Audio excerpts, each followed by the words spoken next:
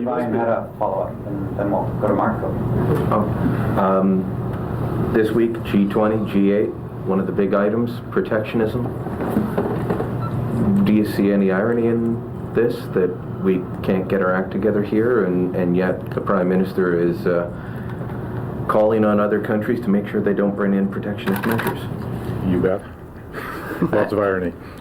Not only is there irony, but as I said earlier, we've actually lost negotiating prestige and authority internationally because of some of the ways we have to contort ourselves in international trade negotiations to protect domestic trade barriers.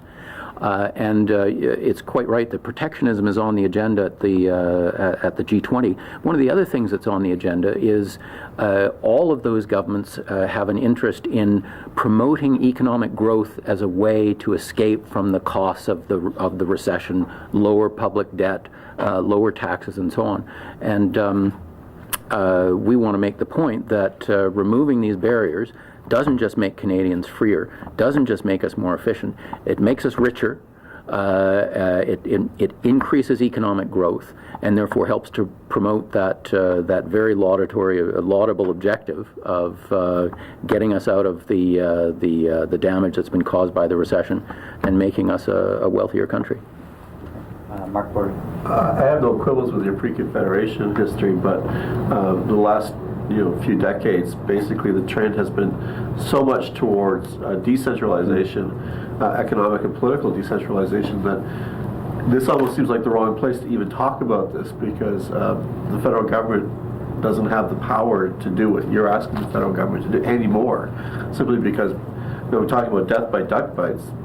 Conservative think tanks, conservative media, conservative politicians, especially since the time of Trudeau, have pecked away at the federal power, for these past 25 years. So, I mean, why don't you take this roadshow to the provinces and convince them that they need to give this power back to the feds?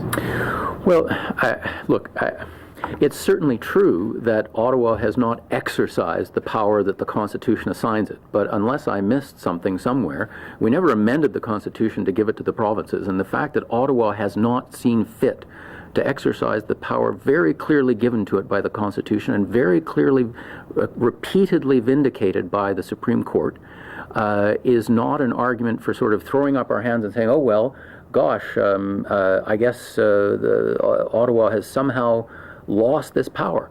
What Ottawa has lost is the will to use that power. Allowance or anything else anymore either. Yeah, but I don't. Powers under the BNA. But the Supreme Court has repeatedly said that this federal trade and commerce power is entirely legitimate and active, and is available to the federal government to use if it wishes to do so. We are certainly not denying that the federal government has failed to exercise it in the past few years. We're simply pointing out that it remains a perfectly viable and not only usable but essential power of a federal government, and that the federal government has actually been neglecting its responsibility to Canadians, and as we point out in the paper, it has a moral responsibility under the scheme of Confederation to remove these barriers between Canadians. But there would be repercussions rippling through the entire federal-provincial relationship if it chose to exercise those powers in this instance. So much the better. I mean, federalism exists because there are some things that shouldn't be centralized, but there are others that have to be. And national defense is the obvious one, but things like money, weights, and measures. Internal free trade is one of those. The experience of every nation that's experimented with this is that leaving the power to erect protectionist barriers in the hands of local authorities leads to economic disaster and a great deal of mutual ill will.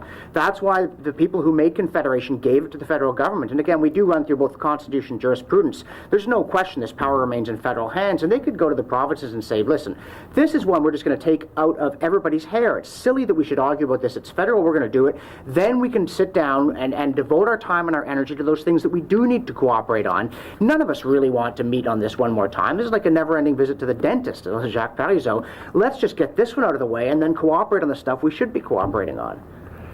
Yeah, there's also good reason for the provinces to want the federal government to do it, because they can't do it themselves, right? I mean, they can continue to have imperfect and ineffective intergovernmental agreements, and it just doesn't work.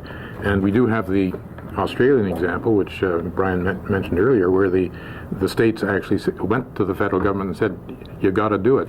And in fact, what they should be doing is not the federal government doing it alone, but making sure that that they do it together. I mean, that's obviously the best way to do it.